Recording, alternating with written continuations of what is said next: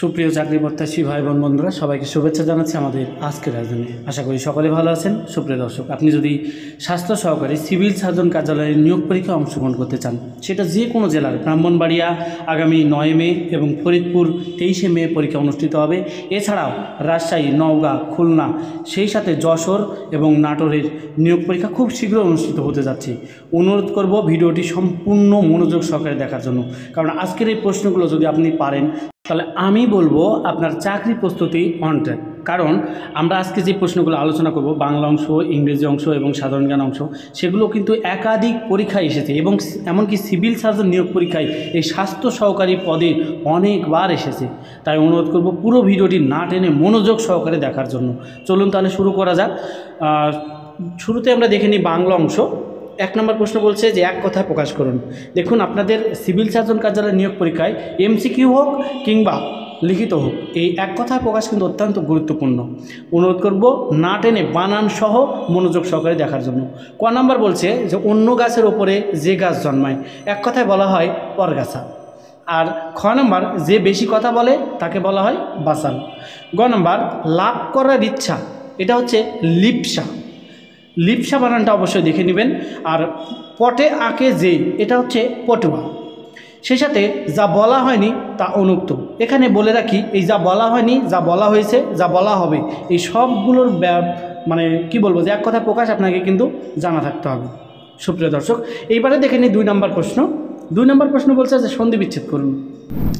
Civil surgeon কার্যালয়ে নিয়োগ পরীক্ষার জন্য, বিশেষ করে স্বাস্থ্য সহকারী পদের জন্য এই সন্ধি বিচ্ছেদটা অত্যন্ত গুরুত্বপূর্ণ এবং এই গুরুত্বপূর্ণ টপিকসে গুরুত্বপূর্ণ প্রশ্ন আমরা তুলে ধরেছি।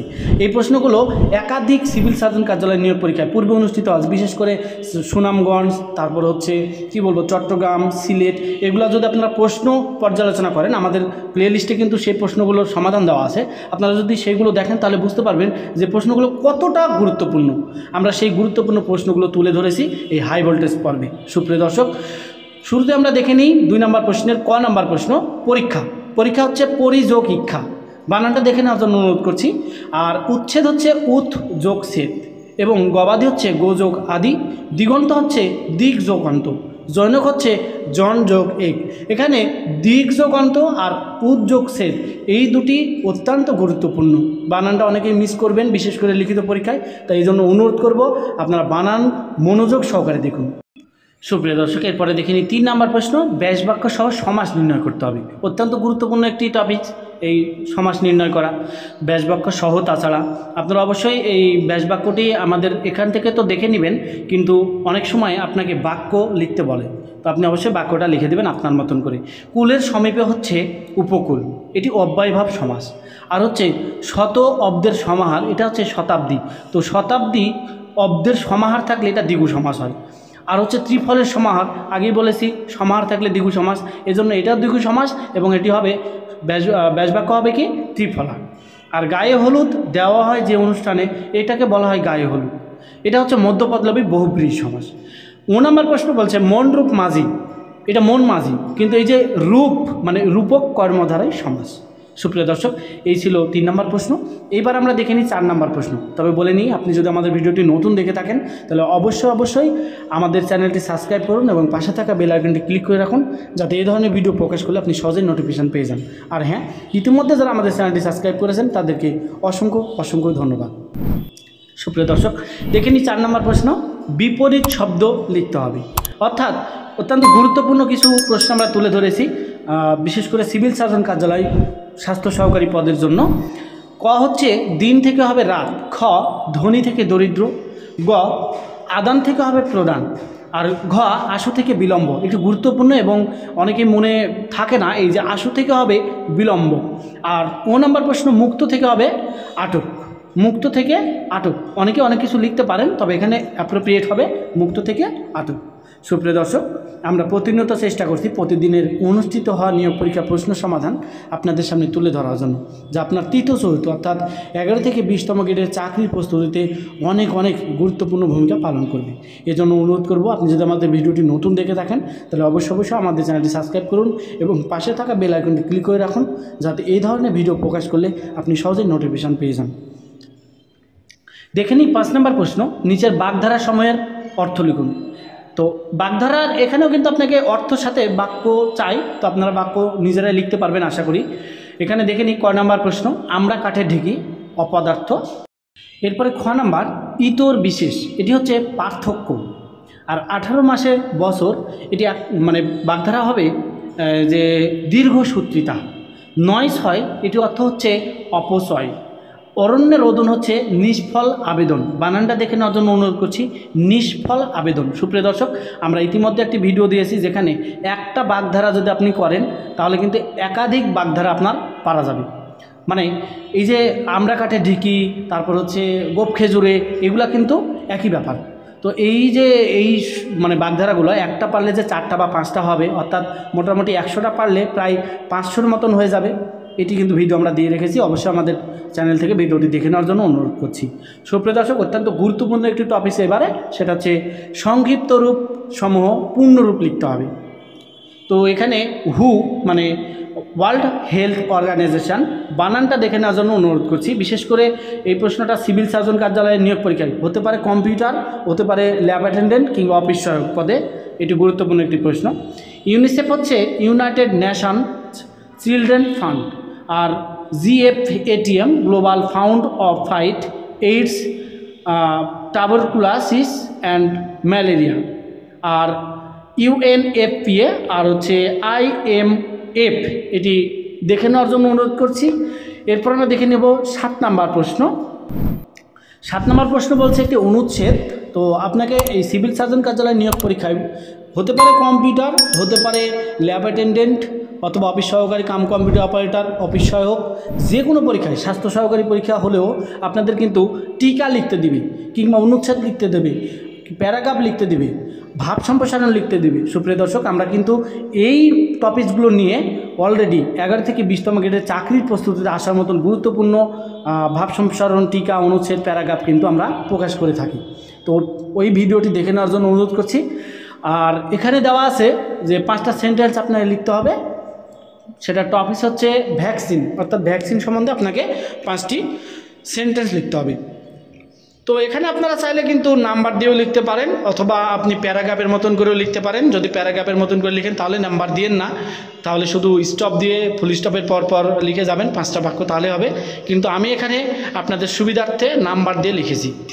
সুপ্রিয় দর্শক, আমরা প্রতিনিয়ত চেষ্টা করছি প্রতিদিনের অনুষ্ঠিত হওয়া নিয়োগ পরীক্ষার প্রশ্ন সমাধান আপনাদের সামনে তুলে ধরার জন্য, যা আপনার 3য় 4র্থ শ্রেণীর চাকরির প্রস্তুতিতে অনেক গুরুত্বপূর্ণ ভূমিকা পালন করবে। সুপ্রিয় দর্শক, আপনি যদি আমাদের ভিডিওটি নতুন দেখে থাকেন তাহলে অবশ্যই আমাদের চ্যানেলটি সাবস্ক্রাইব করুন এবং পাশে থাকা বেল আইকনটি ক্লিক করে রাখুন, যাতে এই ধরনের ভিডিও প্রকাশ করলে আপনি সহজে নোটিফিকেশান পেয়ে যান। আর ইতিমধ্যে যারা আমাদের চ্যানেলটি সাবস্ক্রাইব করেছেন তাদেরকে অসংখ্য ধন্যবাদ। ভিডিওটি পোস্ট করে 7 নাম্বার প্রশ্নটি দেখে নেওয়ার জন্য অনুরোধ রইল। সুপ্রিয় দর্শক, এবার আমরা দেখে নেব 8 নাম্বার প্রশ্ন। 8 নাম্বার প্রশ্ন বলছে যে নিচের বাক্য সময়ের ইংরেজি অনুবাদ। আপনাদের সিভিল সার্জন কার্যালয়ের নিয়োগ পরীক্ষায় তো আপনাদের কিছু অনুবাদ দিবে, অর্থাৎ বাংলায় কিছু বাক্য থাকবে, সেটাকে আপনাকে ট্রান্সলেট করে কী করতে হবে, ইংলিশে লিখতে হবে। তো এখানে ক নাম্বার প্রশ্ন ছিল অল্পবিদ্যা ভয়ঙ্করী। এই বাক্যটি অত্যন্ত গুরুত্বপূর্ণ, বিশেষ করে 11 থেকে 20তম গ্রেডের চাকরির প্রস্তুতিতে। হতে পারে অফিস সহায়ক, হতে পারে অফিস সহকারী কম্পিউটার, অথবা আপনি যে কোনো চাকরি প্রক্রিয়া 11 থেকে 20তম গ্রেডের চাকরির প্রস্তুতিতে এই প্রবাদটি অত্যন্ত গুরুত্বপূর্ণ। অল্পবিদ্যা ভয়ঙ্করী, এটির ইংরেজি হবে a little learning is a dangerous thing. সুপ্রিয় দর্শক, এরপরে খ নাম্বার প্রশ্ন, 7 দিন ধরে বৃষ্টি হচ্ছে। এটি সঠিক উত্তর হবে ইট has been raining for 7 days. এখানে ইট হ্যাজ বিন রেনিং হলো কারণ এই যে ধরে শব্দটি আছে, এই জন্য ইট has been raining for 7 days, for 7 days. সুপ্রিয় দর্শক, এরপরে দেখে নিই গ নাম্বার প্রশ্ন, তিনি রোজ খবরের কাগজ পড়েন। বাক্যটি ইংরেজি হবে he reads news paper yesterday. ঘ নম্বর প্রশ্ন, সুন্দরবন বাংলাদেশের দক্ষিণে অবস্থিত। অত্যন্ত গুরুত্বপূর্ণ একটি প্রশ্ন, মনোযোগ সহকারে দেখার জন্য অনুরোধ করছি পুরো ভিডিওটি দেখুন। The Sundarban is to the south of Bangladesh, এটির হচ্ছে ঘ নাম্বার। আর এরপরে দেখে নেই ও নম্বর প্রশ্ন, লোভে পাপ পাপে মৃত্যু। এর ইংরেজি হবে greed leads to sin and sin leads to death. সুপ্রিয় দর্শক, অত্যন্ত গুরুত্বপূর্ণ একটি ট্রান্সলেট ছিল এটি। এরপরে দেখে নিই 9 নম্বর প্রশ্ন। 9 নম্বর প্রশ্ন বলছে যে fill in the blanks with suitable preposition. তো আপনারা এই সিভিল সার্জন কার্যালয় নিয়োগ পরীক্ষায় যারা অংশগ্রহণ করতে চাচ্ছেন, বিশেষ করে ব্রাহ্মণবাড়িয়া, ফরিদপুর সহ পরবর্তীতে খুলনা, যশোর, নাটোর, রাজশাহী, নওগাঁ এবং গাইবান্ধা থেকে এবং টাঙ্গাইল থেকে, সুপ্রিয় দর্শক, এই প্রশ্নগুলো অত্যন্ত গুরুত্বপূর্ণ আপনাদের সিভিল সার্জন কার্যালয়ের নিয়োগ পরীক্ষার জন্য। তো অনুরোধ করব পুরো ভিডিওটি মনোযোগ সহকারে দেখার জন্য। আর এই 9 নম্বর প্রশ্ন যেটি এখানে আছে প্রিপোজিশন, এটি অত্যন্ত গুরুত্বপূর্ণ একটি টপিকস। আর এই প্রশ্নগুলো কিন্তু একাধিক পরীক্ষায় এসেছে। আমরা কিন্তু বিভিন্ন পরীক্ষার প্রশ্নের আলোকে আপনাদের এই ভিডিওগুলো দিয়ে থাকি। আমরা প্রতিদিন সন্ধ্যা 7টায় চেষ্টা করি যে ভিডিও প্রকাশ করার। আপনারা নিয়মিত ভিডিওগুলো দেখবেন, আশা করি আপনার চাকরির প্রস্তুতিতে অনেক এগিয়ে থাকবেন। নেভার লেজের ড্যাশ অ্যাট দ্য পোর, খ নম্বরে হবে টু, গ নম্বরে অ্যাবো, ঘ নম্বরে অন, আর ও নম্বরে হবে ফর। সুপ্রিয় দর্শক, এরপর দেখে নিই 10 নম্বর প্রশ্ন। 10 নম্বর প্রশ্ন বলছে যে মেক সেন্টেন্স উইথ ফলোয়িং। তো এখানে ক নম্বর ছিল অল ইন অল, উত্তর হবে all in all it's been a good years. এরপরে খ নম্বর ক্যাটস অন ডগ, এটির অর্থ হচ্ছে, আমি অর্থ এখানে দিচ্ছি না যদিও, কিন্তু এর অর্থ হচ্ছে মুষলধারে। তো বাক্যটা হবে এরকম, it has been raining cats on dog. আর বাই অ্যান্ড বাই, এখানে বাক্য এরকম আপনারা দিতে পারেন, you will get use to it by and by. Use to মানে কি? ইউজ টু হচ্ছে অভ্যস্ত। এরপরে দেখে নিই ঘ নাম্বার প্রশ্ন, বোন অফ কানেকশন।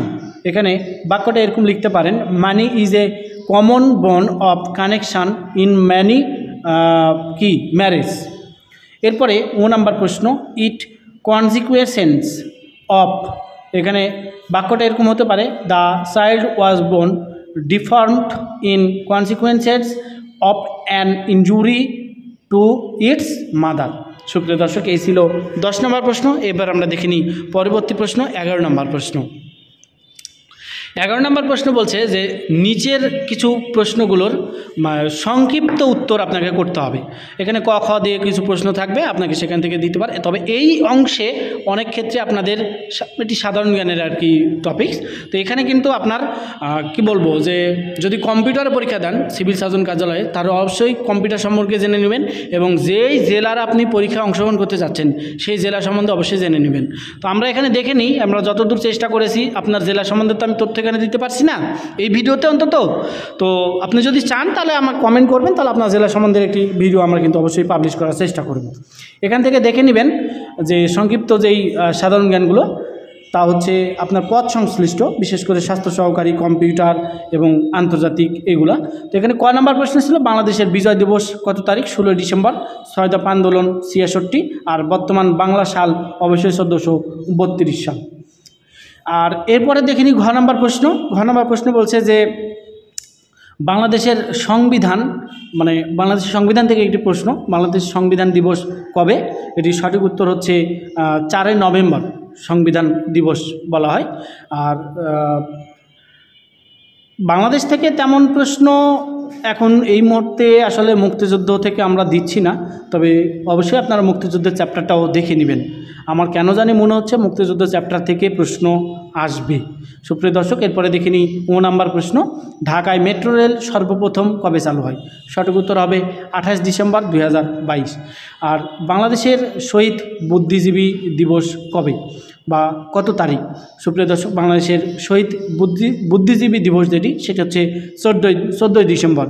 তবে শহীদ দিবস কিন্তু 14 ডিসেম্বর না, আপনারা এখানে একটু বুঝতে হবে যে এখানে বলছে কিন্তু শহীদ বুদ্ধিজীবী দিবস, এটি হচ্ছে 14 ডিসেম্বর, আর শহীদ দিবস হচ্ছে 21 ফেব্রুয়ারি। এরপরে দেখে নিই 6 নম্বর প্রশ্ন, অর্থাৎ এই প্রশ্নটি আপনাদের বিশেষ করে সিভিল সার্জন কার্যালয়ের নিয়োগ পরীক্ষা স্বাস্থ্য সহকারী পদে যারা পরীক্ষা দেবেন তাদের জন্য অত্যন্ত গুরুত্বপূর্ণ এই প্রশ্নটি। মনোযোগ সহকারে দেখুন, বাংলাদেশের ইপিআই কর্মসূচি চালু হয় কবে? সঠিক উত্তর হবে 1969 সালে পরীক্ষামূলকভাবে এবং 1985 সালে জাতীয়ভাবে এটি শুরু হয়। সুপ্রিয় দর্শক, উত্তর এখানে আপনাদের দুইটি আছে, সেটা হচ্ছে চালু হয়েছিল পরীক্ষামূলকভাবে 1979 সালে এবং 85 সালে জাতীয়ভাবে শুরু হয়। সুপ্রিয় দর্শক, এরপরে দেখে নিই 42 নম্বর প্রশ্ন, কোন মশা ডেঙ্গু রোগ ছড়ায়? অত্যন্ত গুরুত্বপূর্ণ একটি প্রশ্ন সিভিল সার্জন কার্যালয়ের জন্য। এডিস মশা ডেঙ্গু রোগ ছড়ায়। এরপরে 6 নম্বর প্রশ্ন, মানবদেহে কিডনি সাধারণত কয়টি? তো এখানে সাধারণত শব্দটি দিয়েছে, সঠিক উত্তর হবে 2টি, কারণ গবেষণায় দেখা গেছে যে 2টিরও অধিক অর্থাৎ 3টি কিডনি পাওয়া গেছে, এমন অনেকেই আছে, কিংবা একটাই কিডনি আছে এরকমও পাওয়া গেছে। সুপ্রিয় দর্শক, নাম্বার প্রশ্ন, ইরাটম কি? ইরাটম হচ্ছে উন্নত জাতের এক প্রকার ধান, মানে ধানের জাতের নাম হচ্ছে ইরাটম। এরপরে নাম্বার, জান্নাতাবাদ কার পূর্ব নাম? জান্নাতাবাদ হচ্ছে বাংলাদেশের পূর্ব নাম ছিল জান্নাতাবাদ। সুপ্রিয় দর্শক, এখানে প্রাসঙ্গিক কিছু কথা বলতেই হয়। তো জান্নাতাবাদ কে রেখেছিল, কোন সম্রাট রেখেছিল, কত শতকে রেখেছিল, এই তথ্যগুলো আপনাদের জানা দরকার। আপনি একজন চাকরির প্রত্যাশী হিসাবে অবশ্যই এগুলো জেনে নেবেন।